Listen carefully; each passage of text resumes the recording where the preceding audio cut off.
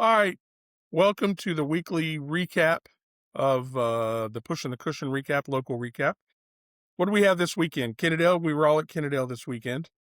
Sort of. Yeah. I participated.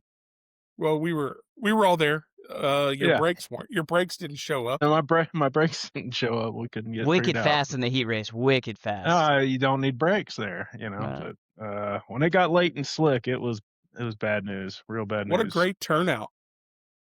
Yeah. Great I mean, 33 turnout. cars. Yeah, yeah. I would have called like 25, 28, but 33 was awesome. the racetrack actually was way better than what I thought when we got there. It looked super slimy, even still in those heat races. And it opened up a lot for the future.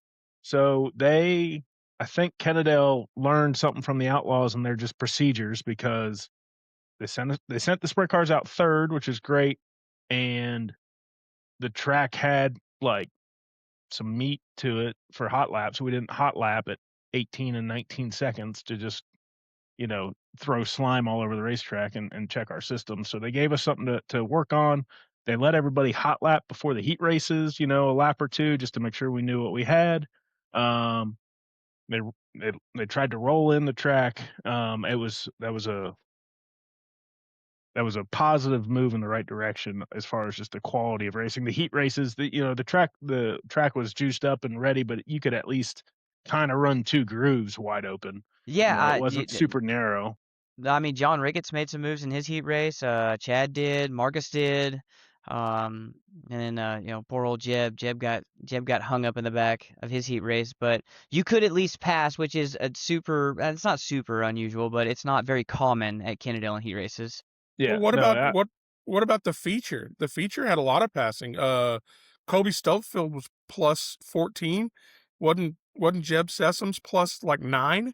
He was plus 10 until he let Stubblefield back around him. I we'll don't give him think a there was hard any time about that. stopping Yeah, Stubblefield. it It was a got good race. It was really cool to see a bit of the older guys. There was a big pileup on the back straightaway that kind of hindered Chad Wilson, but to see John Ricketts get the win, Kyle Jones, like we kind of talked about him last week, he still is a local guy. And Marcus Thomas was really fast, and he tried to stick the bottom on one of the restarts, and Kyle absolutely ripped through 1 and 2 and rolled around him and gave John everything he could. I'm going to be honest. I think he was a little nice on that slider there on the last lap, but it's tough to make a slide job in turn 1 and 2 at Kennedale. It always seems kind of pinchy in the center. It's kind of hard to get across the racetrack. I think, in my opinion, he should have waited till 3 and 4. But John had been running low, so it was his only shot. Is pinchy a race term? Yeah, for Okay. sure, for sure. John Ricketts looked great, really Yeah. fast. Through some circumstances, I didn't get to see the end of the race. Thanks, But I Drew. saw the replay. I didn't see much of the race either. I was I hanging on saw for the dear life replay, when I and was out there, and then I was on the hook.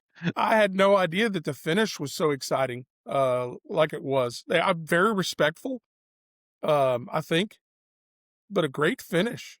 Yeah. Speaking of Kyle Jones, I got a chance to talk to him Saturday night, and we did not alienate him.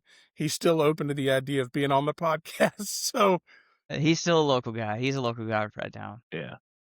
That was good. Yeah, the racetrack got really slick late. The two stock car features in front of us really made the track take a big swing. We missed it a little bit, and we weren't expecting that at all. But Kennedale's tough. It goes from heavy lockdown to really, really slick, really fast. It's never really in between.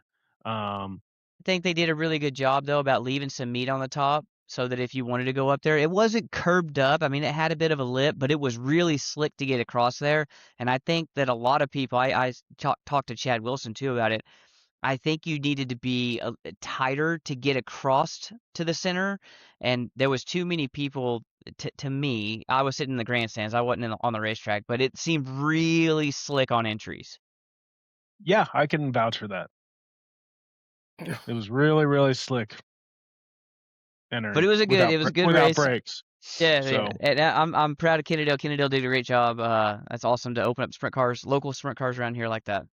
I can tell really, you, yeah. Jim entered the track for the feature completely out of patience because that race before us was just yellow after yellow, and he was 100% out of patience. Yeah, Yeah. they'll have Uh, those. I had a I had a long couple days chasing the race car and getting it done. Chasing demons. Yeah, and I was over it. But All right. What anyway, about that was what good. about Good the out? job to Kennedale. Yeah, great Looking night. forward. Um, They are off this weekend. They got their next race is the 11th what do we of have? April. This So weekend is Hunt County. Hunt Hunt County. County is Friday. It's still on. I think part of the reason Kennedale had so many good cars, Kyle and all those guys, they were getting prepped for the big 20,000 to win show up in Oklahoma, but that has since been rained out. That was supposed to be a 2-day I show, and they just saw went ahead and I saw axed that that. they're they're not even attempting. They're not going to reschedule it. They Right. just They canceled it um, for this year. yeah, Yeah. And which is interesting. reschedules are really hard. It's just like the Nationals last year. You have a date where you're getting a lot of people, you're paying a lot of money. Tanner Thorson, Sam Hafertepe, there were some big names committed to go run that deal, and the other 100 guys. We had a bunch of locals signed up, Kyle and Ricketts, and I think Jordan Roop was on Carson the Bolden. entry list. Carson Bolden, Ryder Ryder LaPlante was supposed to LaPlante. Yep. go. And so when you're paying that much money and you're trying to have that big of an event, if it just doesn't work out, once you get into April and May and the Midwest starts running, and you just really start losing a lot of guys, and that kind of it loses its luster. Um, don't blame it all for them canceling outright. But so hopefully Greenville Hunt County Raceway gets to run Friday. It's going to be 1,000 to win, 200 to start, so they're paying a good purse. Hope What the about weather holds out. Hope they get a bunch of cars. let's talk about the Outlaw Show this weekend. Where were they? The Outlaws ran in Missouri, US 36 Speedway Friday. Carson Macedo won. They were in Crazy banking Kansas. there. Yeah, and they had it juiced up. I think they Yeah. got a bunch of rain Wednesday, Yeah. Thursday because they were It all was complaining gnarly coming about off of it. And, 4. but yeah, Macedo wins. They Saturday they got go to Kansas. they Go got ahead. winded out, didn't they? Saturday night. No, No, that was that high limit. was high limit. Oh, Keep up, Yep. Kerbo. Keep up. I'm trying. Um, That's why we keep you with the notes. The Outlaws on Saturday go to 81 Speedway in Kansas. Buddy Kofoid gets the win. Our guy Ryder LaPlante was flying, and I think I saw where Kevin posted a picture. They must have run over something with the right front tire, cut a right front tire down, Yeah, and I he had talked a to Ryder. very He scary thinks, accident. yeah, he remembers running over something shiny coming off turn 4, but pretty much the next thing he remembers is impact. He hit the wall a ton. That was Yeah, it was a ride. That was a gnarly ride. Ended up upside down. The upside car down was and on on fire. fire is bad, and the Outlaws have the best traveling safety crew, and so luckily it seems like he's okay, banged up, shook up. I only just kind of texted with his dad back and forth, but Hearts he hurt was more than flying. anything. He Yeah, was he in was going ninth or really good. 10th or something like that too. Yeah. So and I have already dropped the ball. I don't know where the Outlaws are at this weekend. But High Limit had 3 races last weekend. Right to one Vado Tuesday while we were trying to have a podcast and we were all distracted. Yeah. Tanner Tanner Thorson won in Amarillo on Friday, and they got winded out in Kansas on Saturday. And I think a couple of the High Limit guys ended up going up over to the Outlaw Show. I didn't see what was going on, but I know High Limits off for a week or 2. I bet I could figure out where the Outlaws are, but no big deal.